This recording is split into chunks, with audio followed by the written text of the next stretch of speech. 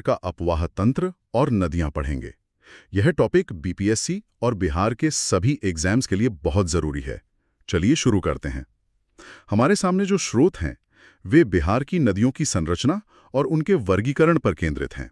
हमारा लक्ष्य इन तथ्यों को स्पष्ट रूप से समझना है जो परीक्षा की दृष्टि से महत्वपूर्ण है। तो सबसे पहले बिहार के अपवाह तंत्र का एक सामान्य परिचय। स्रोतों के अनुसार बिहार अपवाह तंत्र की दृष्टि से एक समृद्ध राज्य है। जी। यहाँ नदियों और उनकी सहायक नदियों का एक विस्तृत जाल बिछा हुआ है। यहाँ समृद्ध शब्द का अर्थ समझना मतलब महत्वपूर्ण है। इसका मतलब है कि राज्य में पानी की कमी नहीं है और यह नदियों का घना नेटवर्क ही है जो बिहार के मैदानी इलाकों की मिट्टी को उपजाऊ बनाता है। और शायद यही की कृषि अर्थव्यवस्था की नींव भी रखता है। बिल्कुल, नींव यही है। बिल्कुल सही। और इसी आधार पर बिहार की नदियों को दो मुख्य वर्गों में विभाजित किया जाता है। चलिए अब इन वर्गों को समझते हैं। जी ठीक है, तो अब हम इन दो प्रकार की नदियों हिमालयी और पठारी के बीच के अंतर को देखेंगे। मैं अब तालिका के अनुसार एक एक करके इनकी विशेषताएं बताऊंगा। ये तुलना परीक्षाओं के लिए बहुत महत्वपूर्ण है। हाँ, ये तुलना समझना बहुत जरूरी है। तो सबसे पहले हिमालयी नदियां। जी। ये सदानीरा या वर्ष भर जल प्रवाह वाली नदियां हैं। सदानीरा मतलब सदा नीर वाली। जबकि पठारी नदियां ये वर्षा आधारित नदियां हैं। हाँ, पूरी तरह से मॉनसून पर निर्भर। दूसरा अंतर, हिमालयी नदियां उत्तर से दक्षिण की ओर प्रवाहित होती हैं और पठारी नदियां ठीक इसके विपरीत दक्षिण से उत्तर की ओर प्रवाहित होती हैं। मतलब एक दूसरे की तरफ आती हैं ये। हाँ बिल्कुल। अब एक तकनीकी शब्द है, हिमालयी नदियां पूर्ववर्ती होती हैं पूर्ववर्ती। और पठारी नदियां अनुवर्ती होती हैं। जी, इस पर हम आगे बात कर सकते हैं। अगला पॉइंट है, हिमालयी नदियां बड़े बड़े डेल्टा बनाती हैं और पठारी नदियां वे छोटे डेल्टा बनाती हैं। ठीक है। एक और बहुत ही दिलचस्प वर्गीकरण है, हिमालयी नदियां बाल्यावस्था में हैं। युवा है मतलब। बिल्कुल। और पठारी नदियां प्रौढ़ अवस्था में हैं। शांत और स्थिर। सही। हिमालयी नदियां मार्ग परिवर्तन एवं गोखुर झील बनाने वाली नदियां हैं। जी, ये बहुत महत्वपूर्ण पॉइंट है। जबकि पठारी नदियां सीधी गमन करने वाली नदियां हैं। हाँ। और आखिरी अंतर, हिमालयी नदियों में अत्यधिक जल संग्रहण के कारण बाढ़ का कारण बनती हैं। बिल्कुल, उत्तरी बिहार की सच्चाई यही है। और पठारी नदियों में बाढ़ की कम संभावना होती है। जी। उदाहरण के तौर पर हिमालयी नदियों में है गंगा, गंडक, कोसी, महानंदा, बागमती आदि। और पठारी नदियों के उदाहरण हैं सोन, पुनपुन, फल्गु, अजय आदि। यहाँ जो बात आकर्षक है वो इन नदियों का व्यवहार है। जैसे आपने कहा, हिमालयी नदियों को बाल्यावस्था में कहा गया है। जी। इसका मतलब है कि वे युवा हैं, ऊर्जावान हैं और अस्थिर हैं, इसीलिए वे अपना मार्ग बदलती हैं, कोसी नदी की तरह। बिल्कुल। और उत्तरी बिहार में बाढ़ का एक प्रमुख कारण बनती हैं। इसके विपरीत पठारी नदियां प्रौढ़ अवस्था में हैं, शांत, स्थिर और एक निश्चित मार्ग पर चलने वाली। तो ये अंतर बिहार के उत्तरी और दक्षिणी भागों की भौगोलिक और आर्थिक स्थितियों को सीधे तौर पर प्रभावित करता है। जी हाँ, बिल्कुल करता है। ये एक बहुत महत्वपूर्ण बिंदु है। अब जब हमने वर्गीकरण को समझ लिया है तो आइए बिहार की सबसे प्रमुख नदी गंगा नदी के बारे में विस्तार से जानें। स्रोत से मिले तथ्यों को एक एक करके देखते हैं। चलिए। तो पहला तथ्य, इसका उद्गम। गंगा नदी उत्तराखंड के गंगोत्री ग्लेशियर से निकलती है। जी, गंगोत्री ग्लेशियर। दूसरा, लंबाई। इसकी कुल लंबाई 2525 किलोमीटर है, जिसमें बिहार में इसकी लंबाई 445 किलोमीटर है। ये आंकड़ा याद रखना बहुत जरूरी है। हाँ, 445 किलोमीटर बिहार में, ये पूछा जाता है। फिर इसका नामकरण। देवप्रयाग में अलकनंदा और भागीरथी, इन दो नदियों के मिलने के बाद इस नदी को गंगा के नाम से जाना जाता है। तो शुरू में इसका नाम गंगा नहीं होता? नहीं। और बिहार के संदर्भ में जैसा कि स्रोत कहते हैं, गंगा नदी बिहार की सबसे प्रमुख नदी एवं प्रवाह तंत्र का आधार है। बिल्कुल। गंगा सिर्फ एक नदी नहीं है, ये पूरे राज्य के प्रवाह तंत्र का आधार है। लगभग सभी प्रमुख नदियां, चाहे वो उत्तर से आ रही हों या दक्षिण से, अंततः गंगा में ही मिलती हैं। आगे बढ़ते हैं।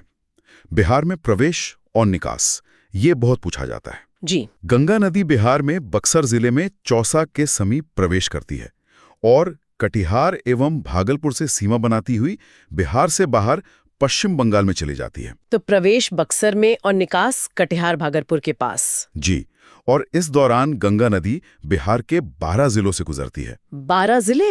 और एक और महत्वपूर्ण तथ्य, बिहार में गंगा नदी की सर्वाधिक लंबाई पटना जिले में है। यह ध्यान रखना दिलचस्प है कि जिन 12 जिलों से गंगा गुजरती हैं, वे बिहार के सबसे महत्वपूर्ण प्रशासनिक और आर्थिक केंद्र हैं। सही। और पटना में इसकी सबसे अधिक लंबाई होना राजधानी के रणनीतिक महत्व को भी दर्शाता है। और अंत में इसकी सहायक नदियां और अंतिम पड़ाव। सहायक नदियां हैं घाघरा, गंडक, बूढ़ी गंडक, कोशी, सोन, पुनपुन आदि।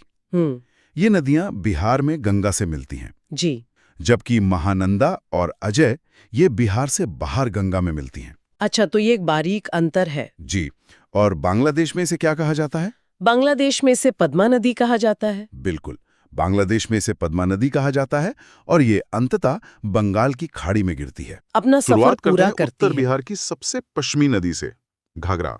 घाघरा नदी का सफर तिब्बत में मानसरोवर के पास से शुरू होता है। मानसरोवर से? हाँ, वहां से ये नेपाल होते हुए बिहार के सिवान जिले में दाखिल होती है और आखिरकार सारण में गंगा से मिल जाती है। और एक दिलचस्प बात यह भी है कि ये उत्तर प्रदेश और बिहार के बीच एक सीमा भी बनाती है। जी, एक प्राकृतिक सीमा। और इसके नामों को लेकर भी अक्सर सवाल पूछे जाते हैं। नेपाल में इसे कुछ और कहते हैं और मैदानी इलाकों में कुछ और। हाँ, ये जानना बहुत जरूरी है।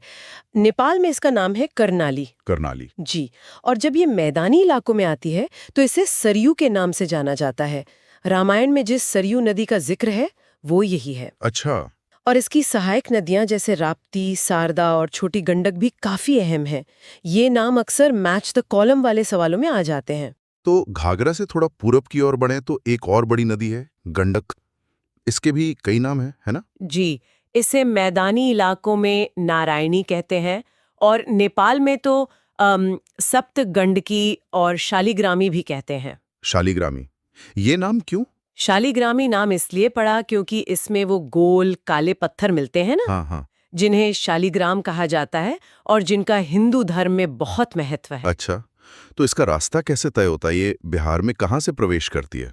देखिए, गंडक नदी नेपाल में धौलागिरी और अन्नपूर्णा जैसी विशाल पर्वत श्रेणियों से अपना रास्ता बनाती है और पश्चिमी चंपारण के भैंसालोटन नाम की जगह पर बिहार में प्रवेश करती है। भैंसालोटन? जी। और घाघरा की तरह ये भी उत्तर प्रदेश और बिहार के बीच करीब 45 किलोमीटर लंबी सीमा बनाती है।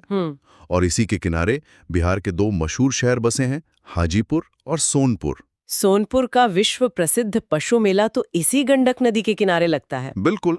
ये दिलचस्प है कि नाम एक जैसा होने के बावजूद बूढ़ी गंडक एक अलग नदी है। ये वो छोटी छोटी जानकारियां हैं जो परीक्षा में फंसा सकती हैं। बिल्कुल, ये एक आम भ्रम है। बूढ़ी गंडक गंडक की कोई पुरानी धारा नहीं है। तो ये एक स्वतंत्र नदी है? हाँ, एक स्वतंत्र नदी है जो चंपारण की सोमेश्वर पहाड़ियों से निकलती है। ऊपरी हिस्से में इसे सिकरहना भी कहते हैं। सिकरहना? जी, ये गंडक के समानांतर लेकिन उसके पूरब में बहती है और मुजफ्फरपुर, समस्तीपुर और खगड़िया जैसे शहरों से गुजरते हुए गंगा में मिलती है।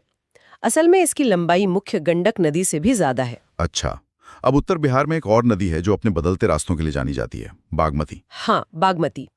ये नेपाल में महाभारत श्रेणी से निकलकर सीतामढ़ी में बिहार में दाखिल होती है। और इसका सबसे महत्वपूर्ण तथ्य है, जैसा आपने कहा, इसका रास्ता बदलना है। उक्त धारा कोसी नदी में विलीन हो जाती है। ओह, तो नदियों का ये रास्ता बदलना भूगोल का एक बहुत ही डायनामिक पहलू है। बिल्कुल। और इसका सांस्कृतिक महत्व भी तो बहुत ज्यादा है ना? बहुत ज्यादा। नेपाल की राजधानी काठमांडू और विश्व प्रसिद्ध पशुपतिनाथ मंदिर वो इसी बागमती के किनारे स्थित है। ये इसकी अहमियत को और बढ़ा देता है। जी। चलिए, अब उस नदी पर आते हैं जिसका नाम सुनते ही बिहार में लोगों के मन में बाढ़ का ख्याल आ जाता है, कोसी। बिहार का शोक। हाँ, बिहार का शोक। कोसी नदी, ये नाम ही अपने आप में एक कहानी है। ये नेपाल में गोसाई स्थान से निकलती है जहाँ ये 7 धाराओं से मिलकर बनती हैं। 7 धाराएं? हाँ, इसीलिए नेपाल में इसे सप्तकोशिकी कहते हैं। ये 7 धाराएं हैं अरुण, तमोर, लिखू, दूधकोशी, तामाकोशी, इंद्रावती और सुनकोशी। ये सब मिलके कोसी बनती हैं। लेकिन इसे बिहार का शोक कहते क्यों हैं? सिर्फ इसलिए कि इसमें बाढ़ आती है? सिर्फ बाढ़ नहीं, बल्कि इसके अप्रत्याशित व्यवहार के कारण। अच्छा। सोचिए, कोसी हिमालय की ऊंचाइयों से बेतहाशा ढलान पर उतरती है। इस सफर में वो अपने साथ टन के टन गाद मतलब सिल्ट उठा लेती है। जैसे ही ये बिहार के सपाट मैदानों में पहुंचती है, इसकी रफ्तार अचानक धीमी पड़ जाती है और ये सारा मलबा अपने ही रास्ते में जमा करने लगती है। ओ, तो अपना ही रास्ता ब्लॉक कर देती है। बिल्कुल। जब इसका अपना ही रास्ता मलबे से ऊंचा हो जाता है तो पानी मजबूरन एक नया नीचा रास्ता खोज लेता है। पिछले 200 सालों में ये 150 किलोमीटर से ज्यादा पश्चिम की ओर खिसक चुकी है। बाप रे। यही वो प्रक्रिया है जो इसे इतना अप्रत्याशित और विनाशकारी बनाती है। अच्छा, तो ये बिहार में सुपौल जिले से प्रवेश करती है और कुर्सेला में गंगा से मिलती है। जी। तो अब उत्तर बिहार की सबसे पूर्वी नदी की बात करते हैं, महानंदा। हाँ, ये भौगोलिक स्थिति का एक महत्वपूर्ण प्रश्न बनता है। उत्तर बिहार की सबसे पूर्वी नदी कौन सी है? और इसका जवाब है महानदा। बिल्कुल। ये पश्चिम बंगाल के दार्जिलिंग की पहाड़ियों से निकलती है, फिर बिहार के किशनगंज, पूर्णिया और कटिहार से बहती है और फिर वापस पश्चिम बंगाल के मालदा में जाकर गंगा से मिलती है। कौन नदी है? इसका उद्गम और सोन संगम नदी दोनों ही बिहार से बाहर हैं। मध्य प्रदेश की अमरकंटक पहाड़ी से निकलती है, ठीक वहीं से जहां से नर्मदा भी निकलती है। पर दोनों विपरीत दिशाओं में बहती हैं। बिल्कुल। और ये यमुना के बाद गंगा की दूसरी सबसे बड़ी दक्षिणी सहायक नदी है। ये एक बहुत ही महत्वपूर्ण तथ्य है। जी। ये रोहतास और भोजपुर की सीमा बनाते हुए पटना के पास दानापुर में गंगा में मिल जाती है। लेकिन सोन का असली महत्व तो शायद उन परियोजनाओं में है जो इस पर बनी हैं, है ना? आपने बिल्कुल सही पकड़ा। सोन नदी पर बने डेहरी बांध, इंद्रपुरी बैराज और मध्य प्रदेश में बाणसागर बांध ने इस पूरे क्षेत्र की किस्मत बदल दी है। कैसे? इन बांधों से निकली नहरों के जाल ने रोहतास और भोजपुर के कभी सूखे रहने वाले इलाकों को आज बिहार का धान का कटोरा बना दिया है। वाह! तो ये दिखाता है कि कैसे नदी इंजीनियरिंग किसी क्षेत्र की अर्थव्यवस्था को पूरी तरह बदल सकती है। बिल्कुल। लेकिन क्या इन बड़े बांधों और बैराज का कोई नकारात्मक असर भी हुआ, जैसे नदी के प्राकृतिक बहाव पर? ये एक बहुत अच्छा सवाल है। जब भी हम बड़े बांध बनाते हैं तो नदी का प्राकृतिक बहाव रुकता है, जिससे जलीय जीवों के जीवन पर असर पड़ता है और गाद का जमाव भी बढ़ जाता है। हालांकि सिंचाई और बिजली उत्पादन के फायदे इतने बड़े होते हैं कि अक्सर इन पर्यावरणीय चिंताओं पर ध्यान बाद में जाता है। सही बात है। सोन के बाद अगली प्रमुख नदी है पुनपुन। पुनपुन नदी झारखंड के छोटा नागपुर पठार से निकलती है और औरंगाबाद, गया, जहानाबाद और पटना से होते हुए फतुहा में गंगा से मिलती है। फतुहा में? जी। ये सोन के बाद दक्षिण बिहार की दूसरी सबसे महत्वपूर्ण नदी है। इसकी सहायक नदियां मोरहर और दरधा हैं। और अब आते हैं उस नदी पर जिसका धार्मिक और ऐतिहासिक महत्व शायद सबसे ज्यादा है, फल्गु नदी। गया का नाम आते ही इस नदी का जिक्र जरूर होता है। फल्गु सीधे किसी एक स्रोत से नहीं निकलती। ये छोटा नागपुर पठार से आने वाली दो धाराओं के संगम से बनती है। दो धाराएं? हाँ, लीलांजन, जिसे निरंजना भी कहते हैं, और मोहाना। अच्छा। और एक और दिलचस्प बात, ये सीधे गंगा में नहीं मिलती, बल्कि आगे जाकर पुनपुन नदी में मिल जाती है। और इसका ऐतिहासिक महत्व तो अतुलनीय है। बिल्कुल। कल्पना कीजिए, इसी निरंजना नदी के किनारे बोध गया में एक राजकुमार सिद्धार्थ को ज्ञान प्राप्त हुआ और वो गौतम बुद्ध बन गए। गया का प्रसिद्ध विष्णुपद मंदिर भी इसी के तट पर है और हर साल पितृपक्ष के दौरान लाखों लोग पिंडदान के लिए यहीं आते हैं। लेकिन इसमें तो ज्यादातर समय पानी नहीं रहता। हाँ, इसीलिए हाल ही में इस पर भारत का सबसे बड़ा रबर डैम गयाजी डैम बनाया गया है, ताकि तीर्थयात्रियों के लिए इसमें हमेशा पानी उपलब्ध रहे। तो सोन और फल्गु के अलावा दक्षिण में छोटी नदियों का भी एक पूरा तंत्र है, जैसे अजय, क्यूल और सकरी। ये सब कहाँ से आती हैं? ये सभी नदियां भी छोटा नागपुर पठार की ही देन है। अजय जमुई से निकलकर पश्चिम बंगाल चली जाती है, क्यूल हजारीबाग से निकलकर लखीसराय के पास गंगा में मिलती है, और सकरी भी छोटा नागपुर पठार से ही निकलती है। ये भले ही सोन जितनी बड़ी ना हो, लेकिन ये दिखाती हैं कि दक्षिण बिहार का पूरा नदी तंत्र किस तरह झारखंड के पठारी इलाके से जुड़ा हुआ है। तो हमने बिहार के इस पूरे नदी तंत्र को उत्तर से दक्षिण तक समझ लिया है। अगर किसी को परीक्षा के लिए इस सारी जानकारी को एक साथ याद रखना हो तो नदियों को उनके किनारे बसे शहरों से जोड़ना एक अच्छा तरीका हो सकता है। हाँ, ये एक बेहतरीन रिवीजन तकनीक है। चलिए क्विक रिकैप करते हैं। ठीक है। गंगा के किनारे तो राजधानी पटना और बक्सर, मुंगेर, भागलपुर जैसे ऐतिहासिक शहर हैं ही। हाँ। गंडक के किनारे, जैसा हमने बात की, हाजीपुर और सोनपुर हैं। बूढ़ी गंडक पर मुजफ्फरपुर और समस्तीपुर जैसे शहर बसे हैं। सही। फल्गु का मतलब है गया, ये तो अब तक याद हो ही गया होगा। बिल्कुल। और घाघरा के किनारे छपरा शहर है। ये लिस्ट दिमाग में बिठा लेना बहुत जरूरी है। तो आज हमने बिहार की जीवन रेखाओं के इस जटिल जाल को परत दर परत खोला। कोसी के विनाशकारी रूप से लेकर फल्गु की पवित्र धारा तक हर नदी की अपनी एक पहचान है, अपना एक चरित्र है। बिल्कुल, और सबसे बड़ा टेक अवे यही है कि बिहार का भूगोल, उसकी कृषि, उसकी अर्थव्यवस्था और यहाँ तक कि उसकी परेशानियां भी इन दो तरह की नदियों से तय होती हैं। उत्तर की हिमालयी सदानीरा नदियां और दक्षिण की पठारी मौसमी नदियां। एकदम सही। एक तरफ बाढ़ और उपजाऊ मिट्टी है, तो दूसरी तरफ सिंचाई पर निर्भरता। यही बिहार की असली कहानी है। जाते जाते श्रोताओं के लिए एक विचार छोड़ जाते हैं।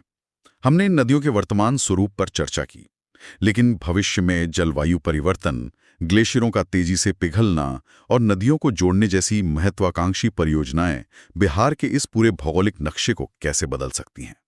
बहुत ही प्रासंगिक सवाल है। क्या भविष्य में बिहार के लिए कोई नया शोक या कोई नया वरदान उभर सकता है?